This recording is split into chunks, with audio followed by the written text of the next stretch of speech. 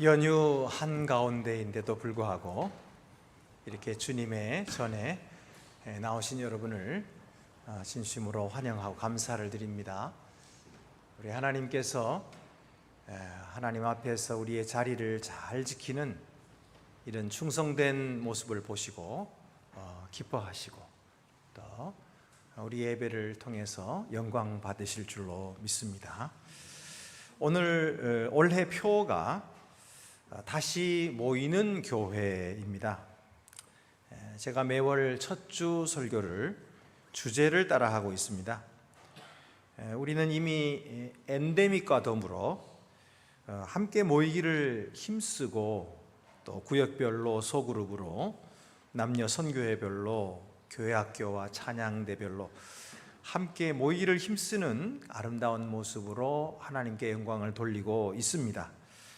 오늘은 다시 모여 충성합니다 라는 제목으로 말씀을 나누도록 하겠습니다. 오늘 구약 본문의 마지막 말씀에 보면은 나라가 솔로몬의 손에 견고하여지니라, 나라가 솔로몬의 손에 견고하여지니라 이렇게 말씀했어요. 그러니까 하나님께서 자기 백성을, 이스라엘 백성을 자기 백성으로 삼으시고 그들을 사랑하셨지요. 그래서 다윗을 왕으로 삼으시고 그를 택하여 그 나라를 다스리도록 그렇게 하셨습니다. 그러자 다윗은 온 마음으로 하나님을 사랑했고 하나님께 충성을 다해서 그 나라를 위해 힘써 일하고 나라를 굳건히 세웠습니다. 그렇지만 다윗도 이제 나이가 들어 늙었지요. 자리에 누웠을 때에 이제 하나님께서는 그 나라를 어떻게 이어가시는지, 그리고 그 나라를 어떻게 지키시는지 이것을 보여주는 것이 이제 열왕기입니다. 다윗을 이어서 솔로몬이 왕이 되었을 때에 어떤 사람들은 그 왕과 나라에 충성을 다했지만 어떤 사람들은 반역하고 또 그 마음이 떠나 있었습니다. 이렇게 반역하고 마음이 떠난 사람들 중에 한 사람이 오늘 우리가 읽은 시므이라는 사람입니다. 시므이가 솔로몬 왕 앞에 불려나갔습니다. 왕은 그에게 말했습니다. 너 예루살렘에 너의 집을 짓고 살면서 예루살렘을 절대로 떠나지 말아라.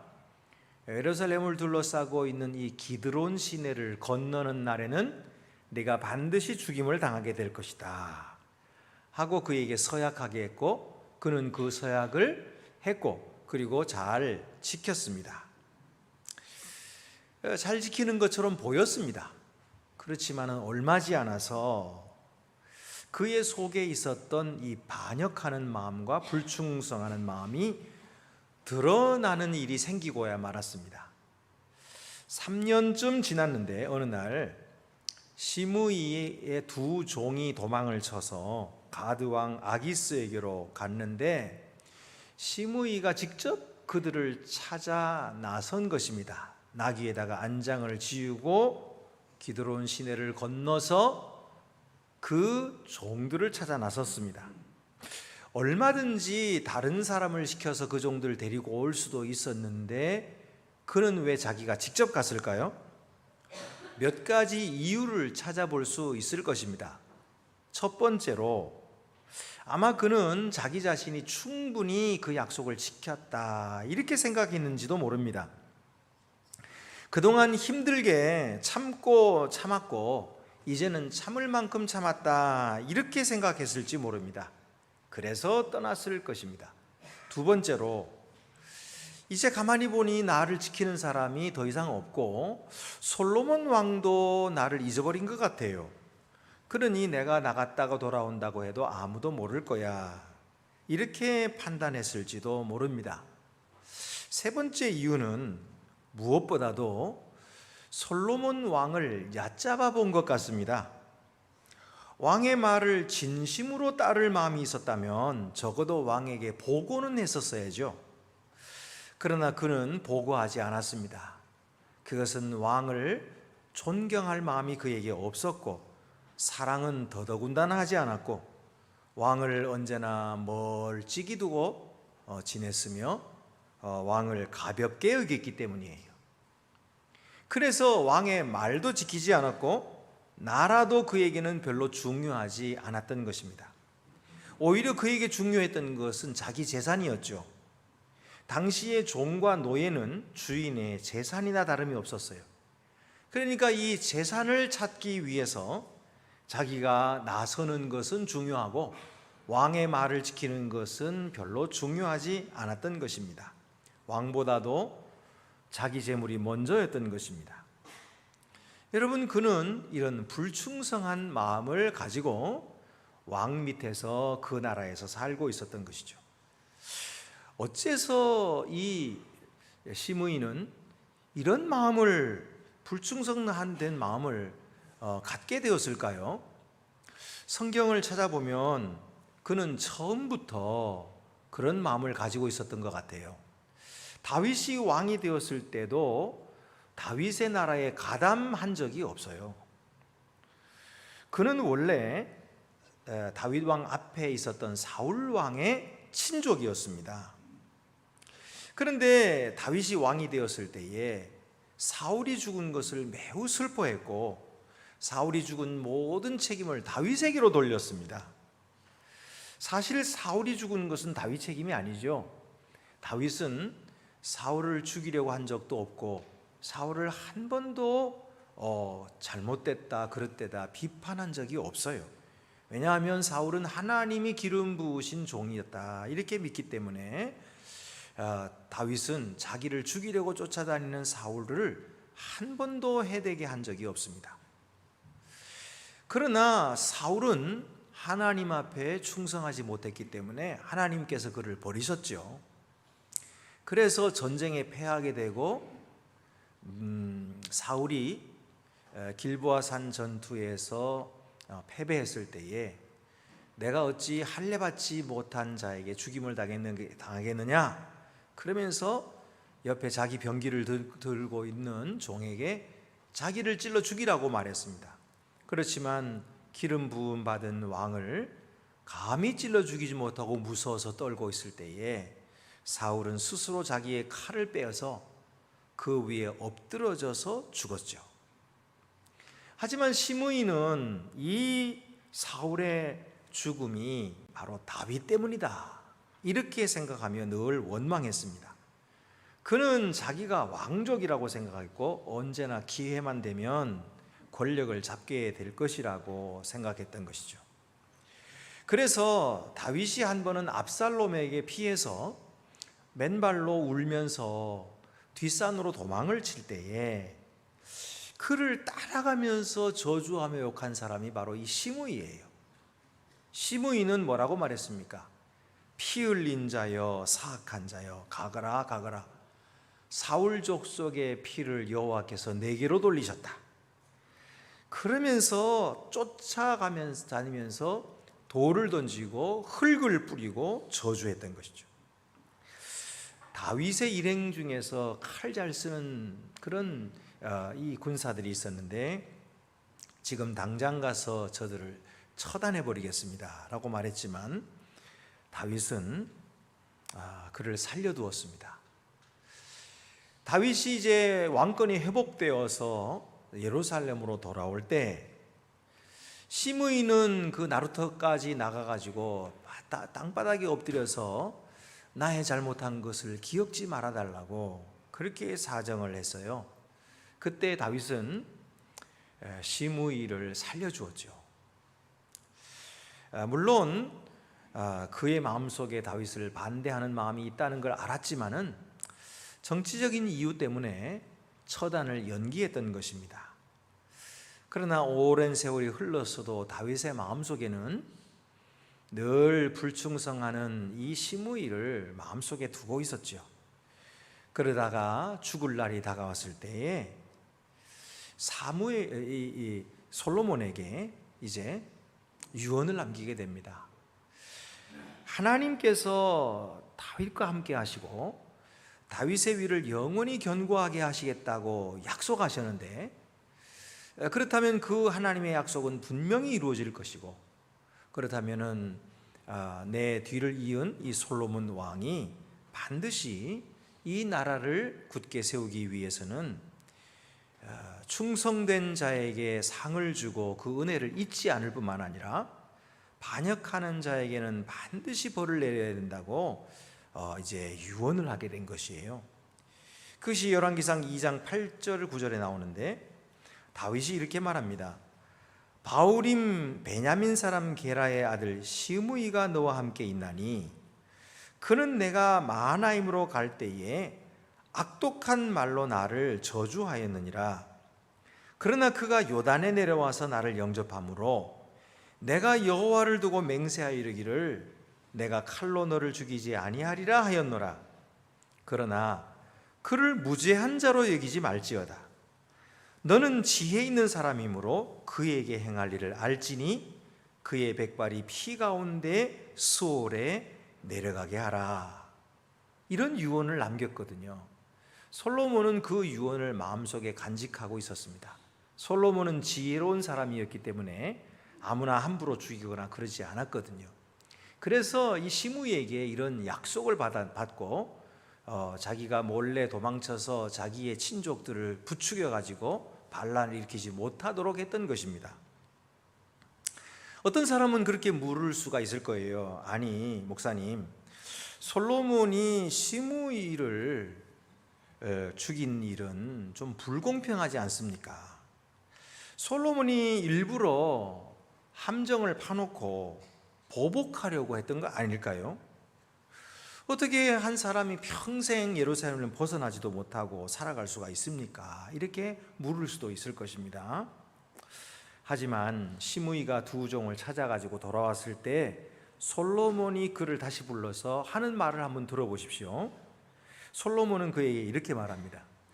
내가 너에게 여호와를 두고 맹세하게 하고 경고하기를 내가 밖으로 나가는 날에는 죽임을 당하리라고 하지 않았느냐? 너도 내가 들은 말씀이 좋으니이다 말하였거늘 어찌하여 맹세를 지키지 아니하였느냐? 네가 네 마음으로 아는 모든 악 곧 내 아버지에게 행한 바를 네가 스스로 아나니 여호와께서 내 악을 내 머리로 돌려보내시리라. 이렇게 말합니다.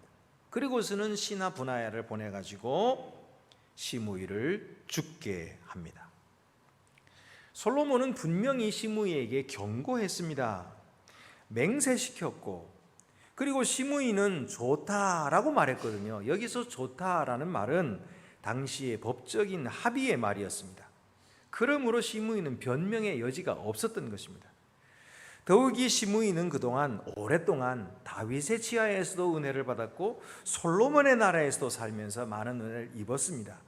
지은 죄에 대한 처벌도 유예받았지요. 그러니 진심으로 마음을 돌이켜서 왕에게 충성하고 나라를 위해 살 수 있었던 기회가 있었습니다. 그러나 그는 뉘우치지 않았고 충성하지 않았습니다. 왕의 말에 복종하지도 않았습니다. 그러므로 그가 처단받는 것은 당연한 것입니다. 그리고 그날은 반드시 오고야 말았던 것입니다. 여러분, 그러면 이 사건이 왜 성경에 기록되었을까요? 그저 솔로몬이 반역한 자들을 엄히 처단하니까 그 나라와 왕위가 굳게 세워졌다, 그런 이야기를 하려는 것일까요? 이런 역사의 이야기를 그냥 하려고 하는 것이 아닙니다. 이 말씀은 오늘 평화의 왕으로 오신 주 예수 그리스도를 왕으로 모신 우리들에게 주시는 말씀이에요. 우리 주 예수 그리스도는 하나님 아버지께 충성하신 분이에요. 오늘 로마서 말씀 보면은 한 사람의 불순종으로 말미암아 모든 사람이 죄인 된 것처럼 한 사람이 순종하심으로 말미암아 모든 사람이 의인들이라, 이렇게 말씀했죠. 이 말씀은 여러분 아시다시피 바로 한 사람의 불순종은 아담을 말하는 것입니다. 그 아담이 하나님 말씀에 불순종하고 거역함으로 말미암아 모든 사람이 죄인 된 것처럼 그 다음 사람은 누굽니까? 바로 예수 그리스도예요. 예수 그리스도께서 아버지 하나님께 순종하심으로 말미암아 모든 사람이 의인들이라, 그렇게 말씀하신 거거든요. 예수 그리스도는 아버지께 순종하셨어요. 예수 그리스도는 아버지의 뜻에 복종하셨습니다. 그래서 그 아버지의 나라, 하나님의 나라에 충성을 다하신 분이에요. 그래서 그 아버지의 뜻에 복종하시려고 이 세상에 내려오셨고, 사람의 몸으로 이 세상에 오셔서 말구유에 태어나실 뿐만 아니라 사람들을 섬기시고 병든 자를 고치시고 죽은 자를 살리실 뿐만 아니라 마침내는 자기 자신을 십자가에 버리시고 고난받아 죽기까지 순종하시고 복종하시며 충성하신 분이거든요. 바로 그 예수 그리스도를 오늘 우리는 믿고 그의 은혜로 말미암아 구원받아 하나님의 백성이 된 것입니다. 그러므로 우리가 하나님께 충성하고 우리 주 예수 그리스도를 본받아 그의 나라를 섬기는 것은 마땅한 것입니다. 오늘 우리가 그렇게 하고 있고 또 이것을 하나님께서 기뻐하고 계시는 것이죠. 여러분, 이 충성이라고 하는 것은 이것은 우리가 마땅히 해야 하는 일이라고 성경이 말씀하고 있는 것입니다. 12 제자 외에 예수님을 따랐던 다른 제자들이 있었어요. 그 전에 예수님을 따랐던 이 제자들이 진짜 그리스도의 제자가 아니었습니다. 왜냐하면 예수님께서 어떤 말씀을 했더니 그 말씀을 듣고 모두 예수님께 등을 돌리고 떠나버리고 말았기 때문이에요. 예수님이 내 살을 먹고 내 피를 마시는 자는 영생을 얻었다, 이렇게 말씀하셨거든요. 그랬더니 이제까지 예수님을 따라오던 이 제자들이 매우 속이 상했습니다. 왜냐하면 어떻게 자기의 살을 주고 자기의 피를 줘서 우리로 먹게 하겠느냐, 이거는 말도 안 되는 거다. 본인들이 이해가 안 되는 거예요. 그러니까 예수님을 버리고 모두 떠났습니다. 그리고 12제자만 남았어요. 그때 예수님께서 그 12제자를 향하여 물으셨죠. 요한복음 6장 67절 69절에 그 말씀이 나오는데 그들을 향하여 이렇게 물으셨어요. 너희도 가렸느냐? 너희도 가렸느냐? 이렇게 물었어요. 그때에 시몬 베드로가 대답하기를, 주여, 영생의 말씀이 주께 있사오니 우리가 누구에게로 가오리이까? 우리가 주는 하나님의 거룩하신 자이신 줄 믿고 알았사옵나이다. 그들은 예수 그리스도께 충성을 고백했어요. 베드로가 제자들을 대표해서 주여, 영생의 말씀이 주께 있사오니 우리가 누구에게로 가오리까? 우리는 오직 주님만 따르겠습니다. 주님만 섬기겠습니다. 라고 영생의 말씀을 따랐던 것이, 이것이 바로 충성이었던 것이죠.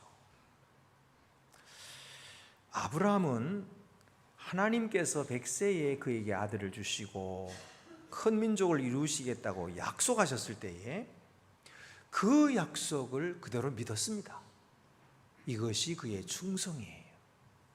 하나님께서는 그 믿음을 의로 여기시고 그에게 그 일을 이루어 주셨죠.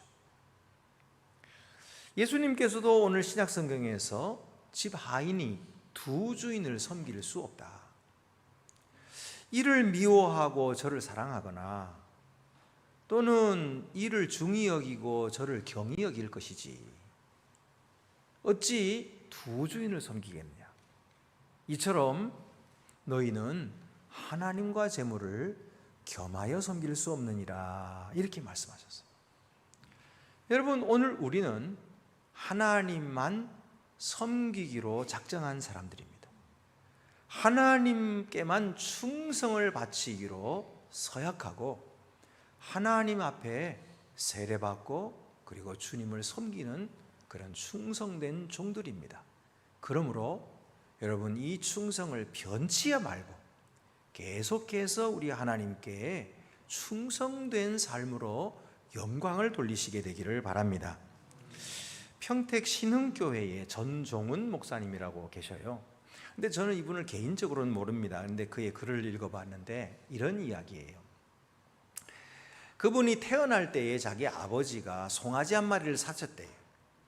그래서 그 송아지를 키우니까 자기가 자라면서 송아지도 자라고, 그 송아지가 이제 집안의 모든 이런 농사 짓는 일에 짐 옮기는 것도 하고 밭 가는 일도 하고 아주 소가 유용했던 거예요. 뿐만 아니라 이 암소가 돼가지고 새끼를 낳으니까 그 새끼를 팔아가지고 중학교도 보내고 이 목사님을 고등학교도 보내고 대학교도 보냈다는 거예요.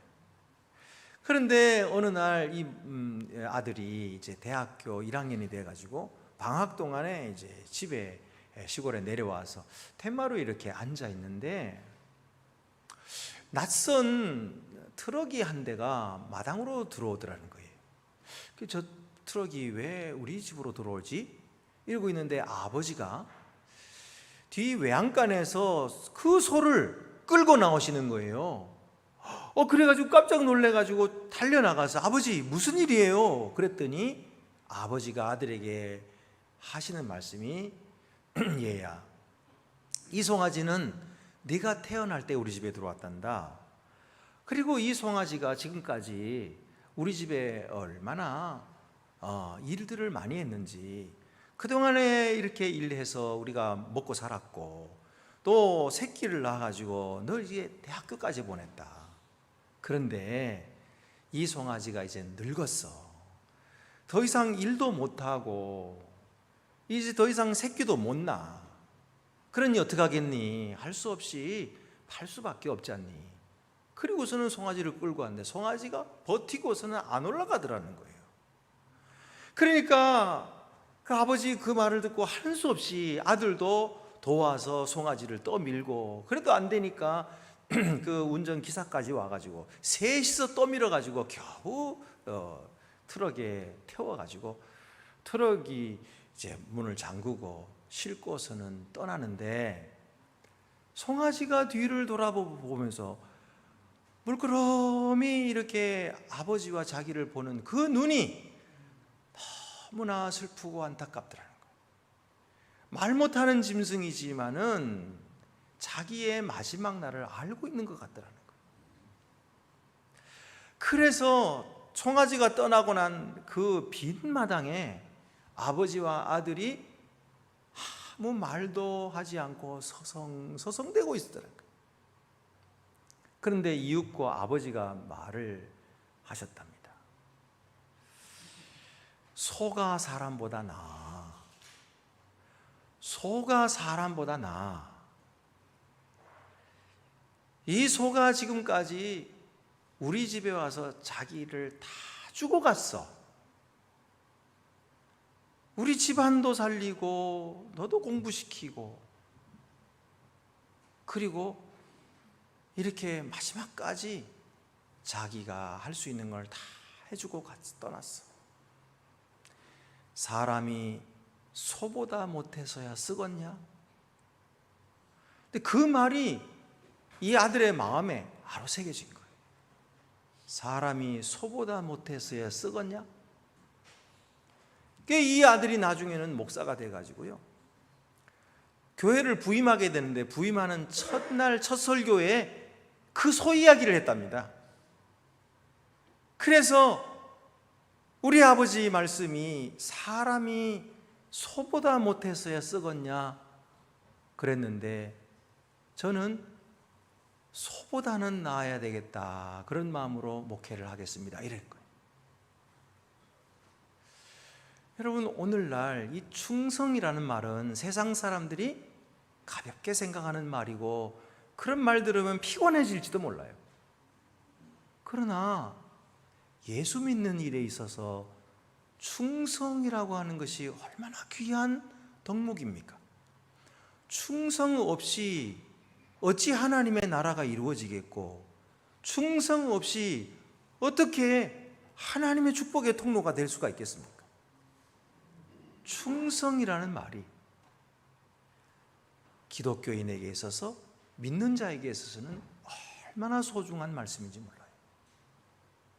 여러분, 오늘 우리도 다시 한번 하나님 앞에서 우리의 충성하는 모습을 한번 다시 새겨야 되겠습니다. 사람이 소보다 못해서야 썩었냐? 오늘 우리는 왕을 멀리하고 그 나라에 무관심했던 시므이 같은 이 불충성한 사람을 쫓아가서는 안 될 것입니다. 하나님께 충성을 바쳐서 십자가를 지신 우리 주 예수 그리스도의 삶을 본받아서 우리도 주님의 나라를 위해서 성심성의껏 주님을 섬기는 자가 더욱 되어야 될 것입니다. 목숨 버려서 순교한 사도들과 성도들의 신앙을 본받아서 하나님 나라의 충성스러운 일꾼들이 되십시다. 그러므로 이제부터 우리는 더욱더 우리 자신을 위해 살지 않고 우리를 위해서 생명까지 내주신 예수님을 위해, 그리고 그가 세우신 교회와 하나님의 나라를 위해서 남은 일생 더 충성하시고 봉사하시는, 그래서 이전보다 더 하나님을 기쁘시게 해드리는 복된 주의 자녀들이, 종들이 되시기를 바랍니다. 기도드리시겠습니다. 은혜로우신 하나님 아버지, 감사합니다. 우리같이 부족한 자들을 하나님께서 선택하여 주시고 영광스러운 하나님의 나라의 일꾼으로 삼아주심을 감사하옵나이다. 우리 주 예수 그리스도께서는 우리를 위하여 자기 십자가를 지시기까지 하나님 아버지께 충성을 다하시고 그 나라를 세워주시며 오늘 우리들을 불러서 하나님 자녀로 삼으시고 하나님 나라의 일꾼으로 세워주셨는데, 주여 지금까지 저희들이 자기 자신만 생각하느라 주님의 교회와 나라를 위해 충성 다하지 못한 것 용서하여 주시옵소서. 하나님 아버지, 이제 저희들이 지금까지와 같이 더욱더 주님의 나라를 위해 열심을 다하고 충성을 다하여 성심성의껏 주님을 섬기는 주의 귀한 종들 다 되게 하여 주시옵소서. 그래서 영광스러운 하나님 나라에서 큰 상급을 얻으며 이 땅에 사는 동안 하나님 나라 위에서 참되고 보람있는 그런 삶을 살아 하나님께 영광을 돌리고 우리의 후손들에게 귀히 여김을 받는 그런 귀한 주님의 종들 더욱 되게 하여 주시옵소서. 우리 주 예수 그리스도의 이름으로 기도드립니다. 아멘.